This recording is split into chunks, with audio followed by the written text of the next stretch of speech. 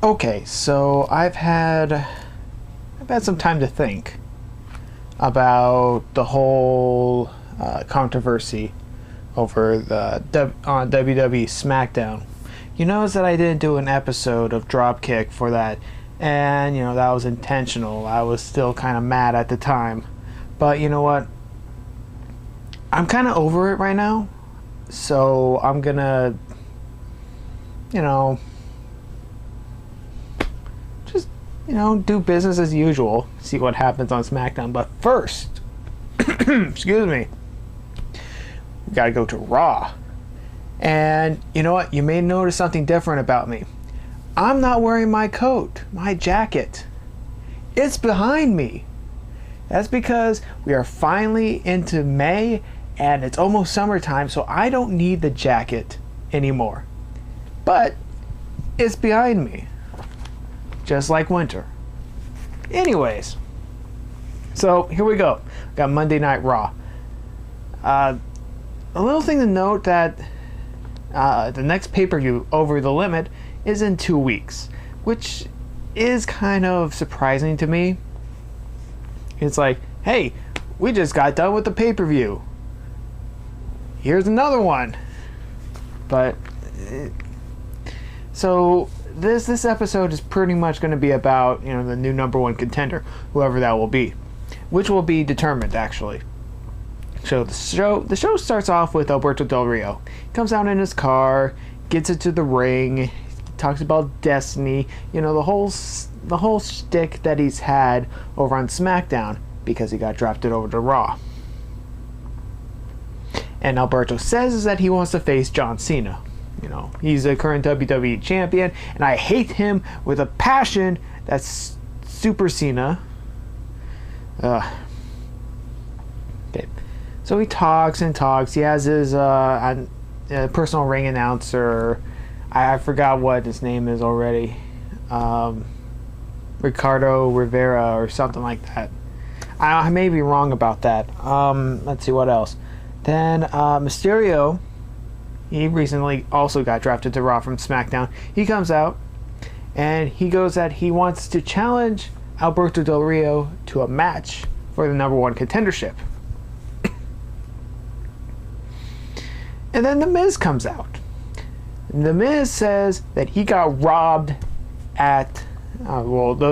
robbed last week.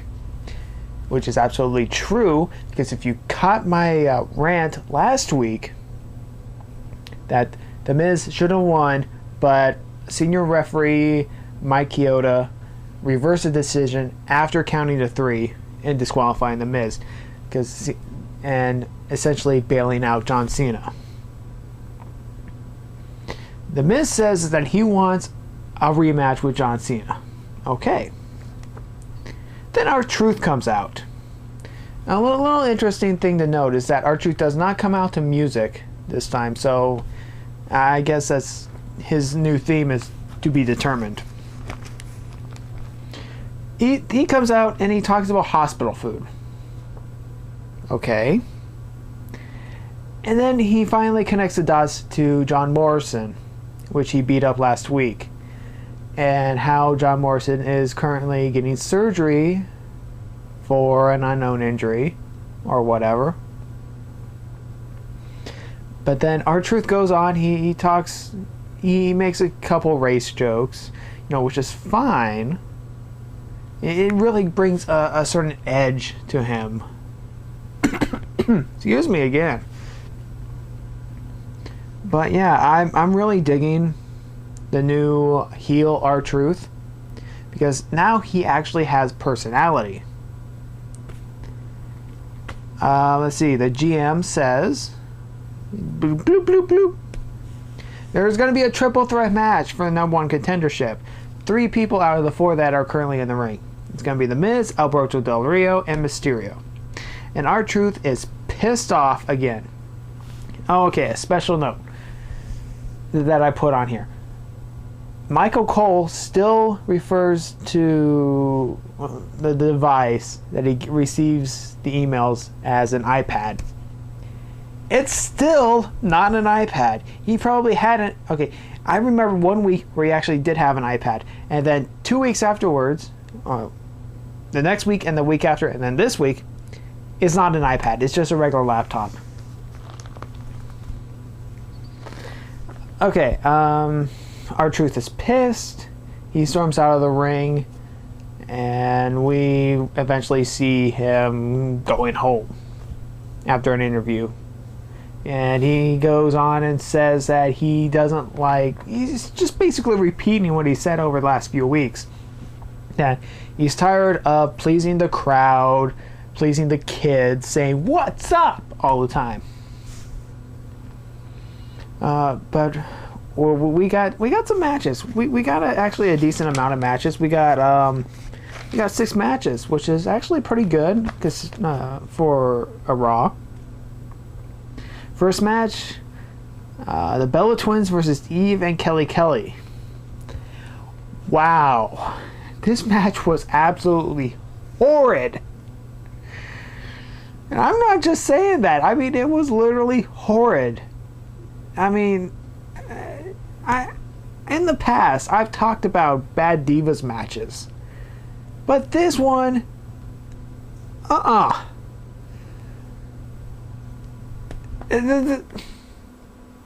they hardly go off the ropes at all. They pretty much run up to the rope, slow down, and then kind of bounce off of them. That really gets me. I mean, like, yes, I know that they're not really... They don't have the mass to actually bend the ropes back and forth. But at least make it believable. Kelly Kelly wins with a roll-up. With a roll-up reversal. Whatever, it's over. Or is it? Because Karma comes out. Yeah. And completely dominates Eve Torres, which, you know, I don't really like Eve that much, so good for her. Good for Karma. Second match, we have Kane with the Big Show versus Mason Ryan. Mason Ryan continues to impress me. I mean, he's once again handling Kane. It's weird. I mentioned again, how strong is this guy? You know, he is Baby Batista. He is Batista 2. However you want to put it, this guy is going to go places. Excuse me again. I had a little coughing incident earlier with a certain soft drink.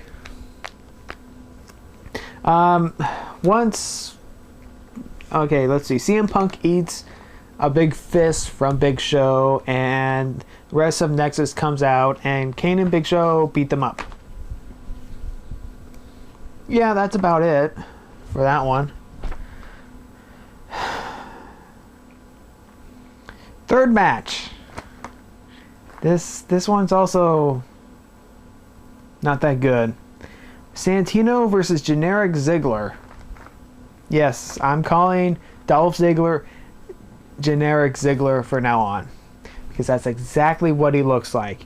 Ever since he dropped the platinum blonde medium hair to short brown hair, he looks like a regular jobber. You know, like somebody that's looks like on the indie circuit, you know, that gets brought into a WWE event just so he can, you know, take a few punches and a finisher. Generic Ziggler wins with a zigzag. Whatever, I don't really care. Santino did get beat up, so that's a good thing. The Miz is backstage after a commercial break. He's pissed at Alex Riley. And because the Miz blames Alex Riley for losing the title at Extreme Rules in the cage match. So Alex Riley, he's pissed, wants to show The Miz what he can do, so he goes out to the ring. He calls out John Cena. John Cena comes out. Starting the fourth match, Alex Riley versus John Cena. Completely one-sided. John Cena completely schools Alex Riley in a wrestling contest. Let that sink in for a little bit. John Cena wrestles Alex Riley and wins, obviously, because he's Super Cena. It's pretty bad when you get outshone in wrestling talent by John Cena.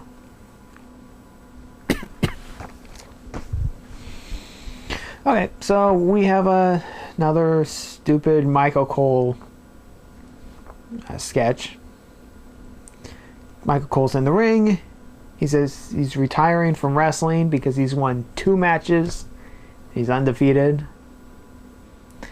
Jerry Lawler steps up and he says that he wants another match.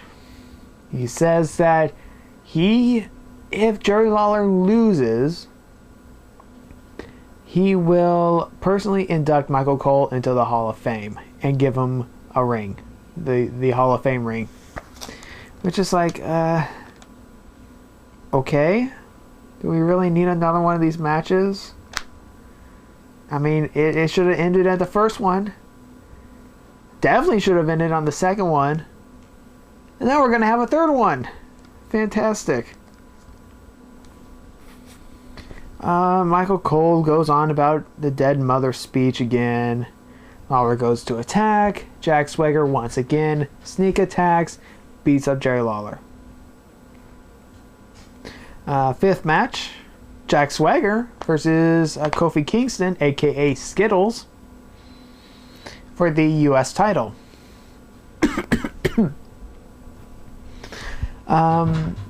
Kofi Kingston eventually wins.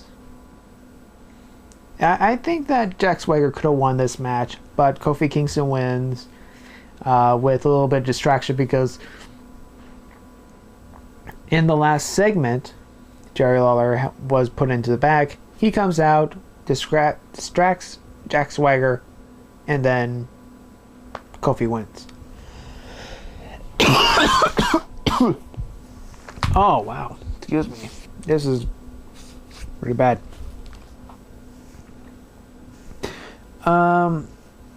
Jerry Lawler attacks Michael Cole once again and chokes Michael Cole with his own tie.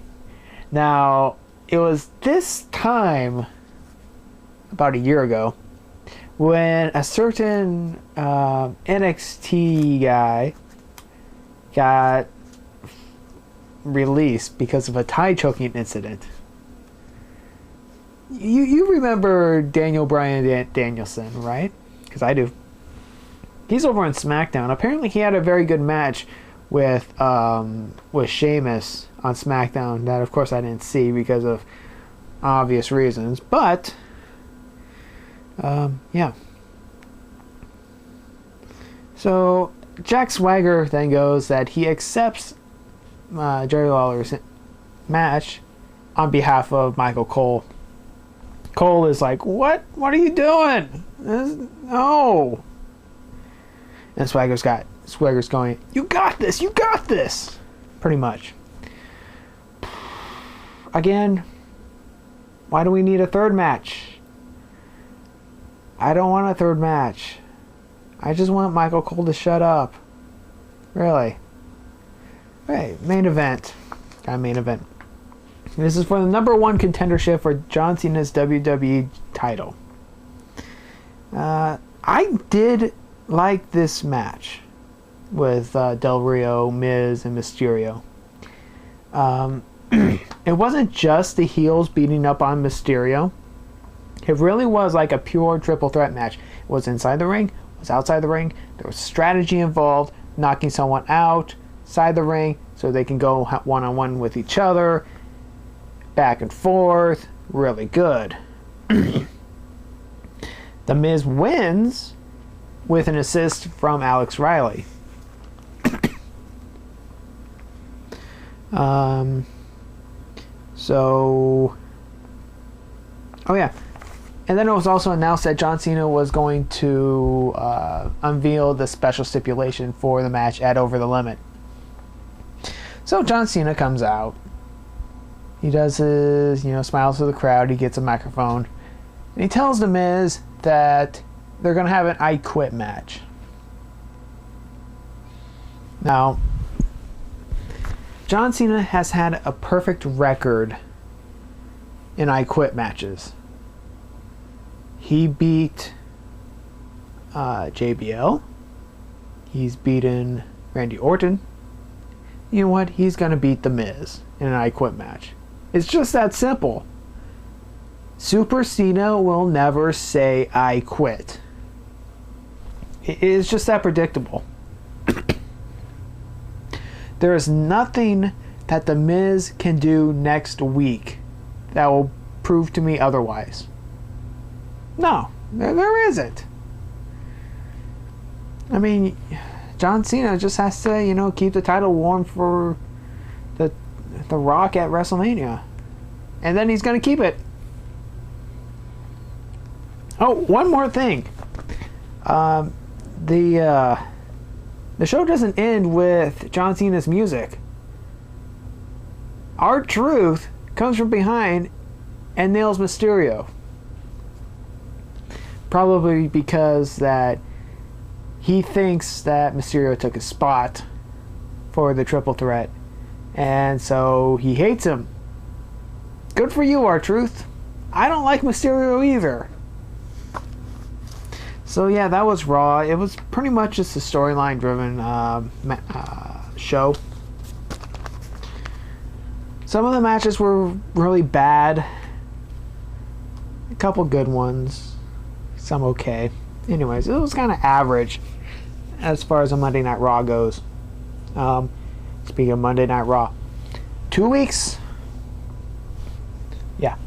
So in 2 weeks, Raw will be in Portland, and I will do a special episode of Dropkick on the site of Monday Night Raw at the Rose Garden. It'll be outside the Rose Garden because I can't bring, can't be taping inside the Rose Garden, but I'll be outside. I'm thinking about different shots to do, and we'll see what goes on.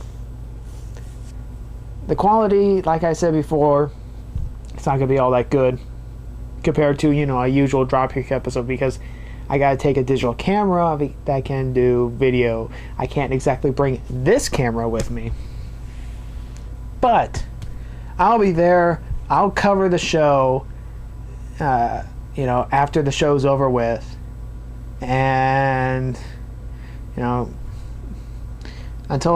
the next episode of SmackDown, this has been another Dropkick.